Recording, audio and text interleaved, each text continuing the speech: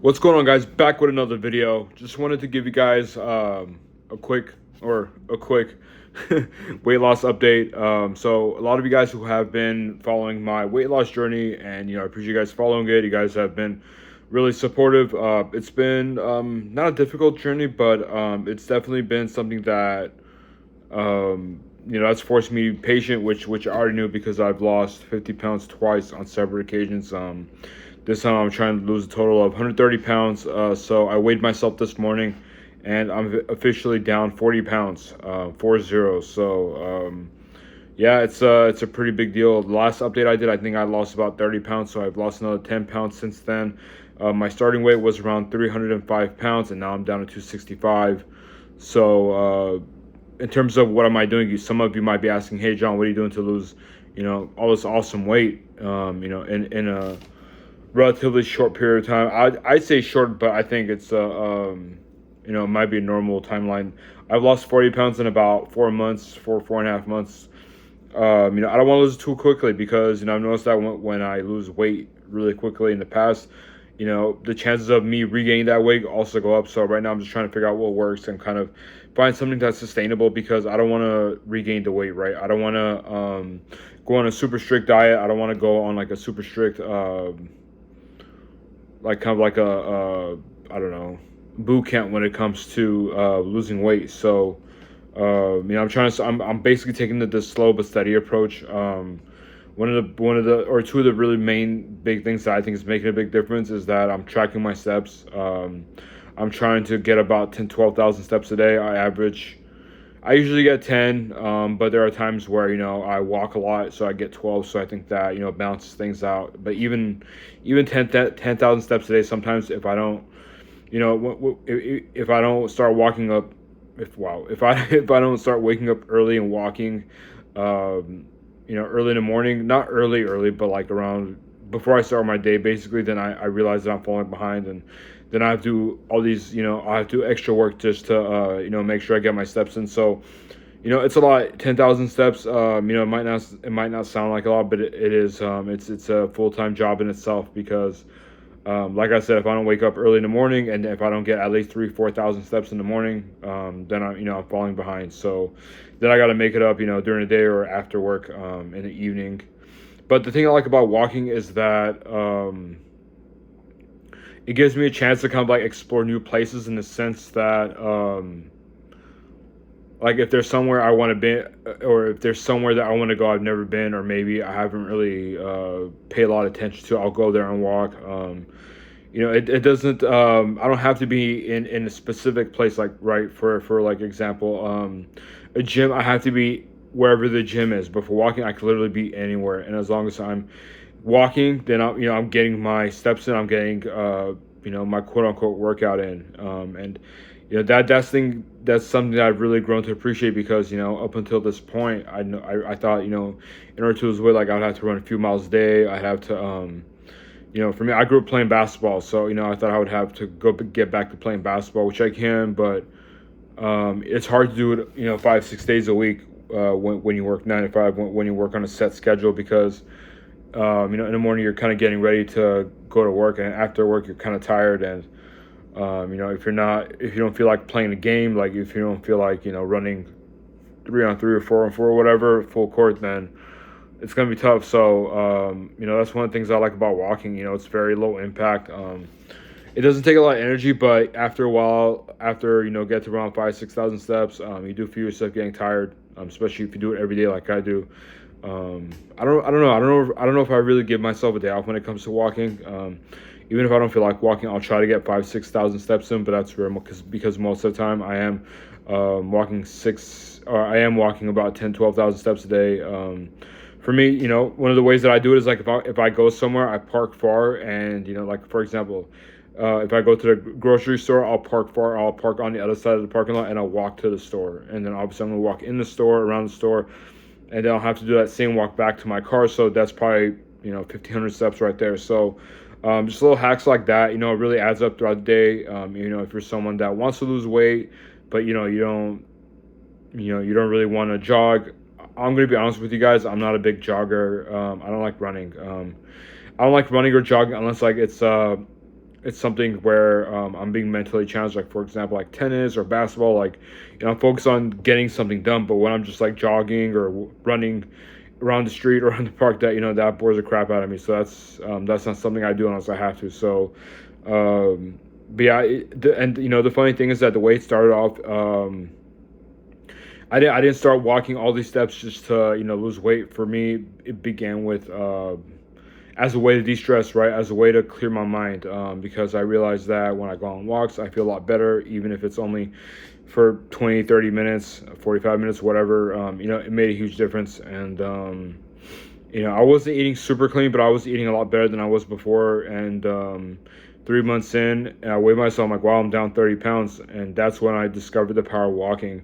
I think as a society, we're just like programmed to think that, like, oh, just because I'm not working out crazy or exerting the majority of my energy in my body, then I'm not going to lose weight. And obviously that's not the case, because I walk consistently every day. I enjoy it. Sometimes I wear my earphones or my headphones, and then I'll listen to like a really good podcast. I'll listen to an audiobook, and that just makes it really very therapeutic, because I'm out there, I'm walking, I'm getting my steps in, and my mind isn't really focused on the walking. It's focused more on consuming the content, like the podcast or the book. So it's been really enjoyable, and I think that's if I didn't really enjoy it, then I wouldn't have been doing it for 4 months now. So yeah, I pretty much walk every day. I'll try to walk with someone that I'm like a friend or family member, but obviously everyone's schedule is different. So usually I'm walking alone, but it's always more fun with a partner. You get to catch up. You get to catch up, and just talk about things that you probably haven't had a chance to talk about.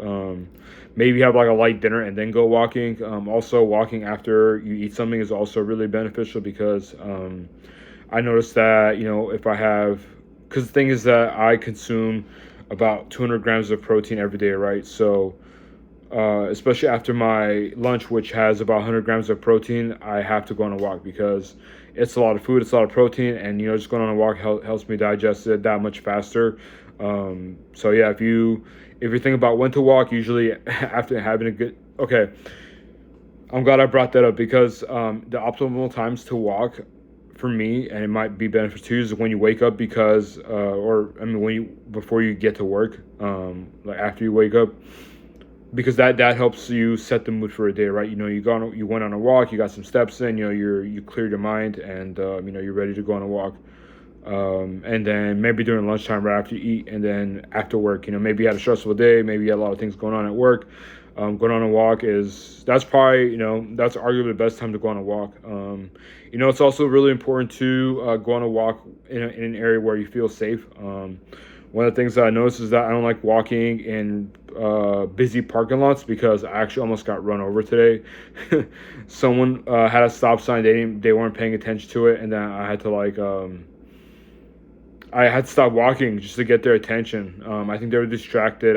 They might have been doing a food delivery. Maybe they were consumed in so whatever. They were distracted. They were paying attention. So for me, I don't like walking in those busy areas anymore. Just because if I'm, maybe there might be a time where I don't have my head on a swivel, or maybe it's someone behind me and I don't see them. Maybe I don't want to get run over. It's just for me when I walk, it's just easier for me to not have to worry about getting run over, for lack of a better phrase. Like sometimes I'll walk through like a mall, I'll walk through like a store. Like I shop a lot at Target, so I like walking through Target or Costco, or just it all adds up. Just make sure that you have an app that's tracking your calories. I use an app called Steps on iPhone. It's pretty accurate. It seems to be pretty accurate. Before, I used to wear a Fitbit watch, and I noticed that when I would, because it's a watch, you wear it throughout the day. So I noticed that whenever I was driving and turning the steering wheel, it would count those as steps. So I stopped using the Fitbit. I don't know if there's a way to turn it off. I'm not sure, but I realized that just tracking on my phone with an app, it moves when my legs move. So I think that's a little bit more accurate. But yeah, it's all about slow and steady. So if you want to lose weight, I would start off with tracking your calories. If you Google search TDEE, Tom David Evan calculator, that's not what it stands for. That's just I'm just phonetically pronouncing it, TDEE calculator, it'll come up, and then basically try to figure out what your maintenance calorie is. You put your height, your weight, your activity level. When it comes to the activity level, I always try to go conservative. So if I feel like I'm moderately exercising, I always put light, just in case. But yeah, that'll give you your maintenance calories, which just means that how many calories your body needs on a daily basis to keep it running. So like, let's say if it says, if you're really overweight, it's probably gonna be around 3,000 calories. So what you want to aim for is 2,500 calories. You want to have that 500 calorie caloric deficit. So that way, your body is so that 2,500 calories that you eat through food, the rest of it, your body is burning in the form of body fat. So that's really important. So I would do those things. I would try to get, walk a little bit. And again, if you're just starting out, you don't have to do 10,000 steps a day like I am. You can work up to it. You can start with 5,000, 6,000 steps and see how that feels. And then, once you start enjoying it, then you'll find, excuses to go out of your way to, walk at a nice park or somewhere nice that you enjoy the scenery, and just get those steps in. It adds up throughout the day, and I would just get used to or learn how to track calories, right? Like, for example, if you eat oatmeal in the morning, it's probably like 100 calories, and maybe eat like 3 eggs, which is about 250 calories. So that's 350 calories of your 2,500 caloric deficit, or 2,500 calories for a day.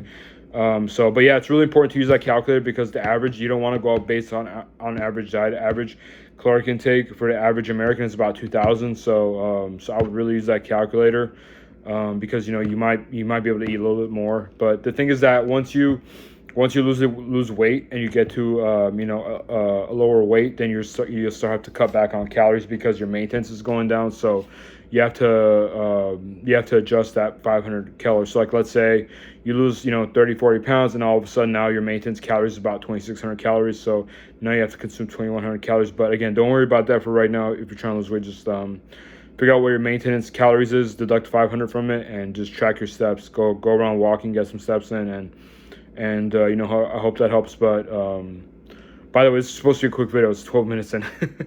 Also, I just want to wrap this up with just saying that I'm not a medical professional, so there's not a substitute for medical advice. I'm not a personal trainer. I'm not certified or anything like that. So just a grain of salt. I'm just some random dude sharing what's been working for me with weight loss, and something that's enjoyable, sustainable. So if you guys are trying to lose weight, or if you think about losing weight, if you guys have any questions or comments, or even if you want to share your journey like I did, let me know in the comment section below, and we'll have a conversation about it. But catch you guys in the next one. Peace.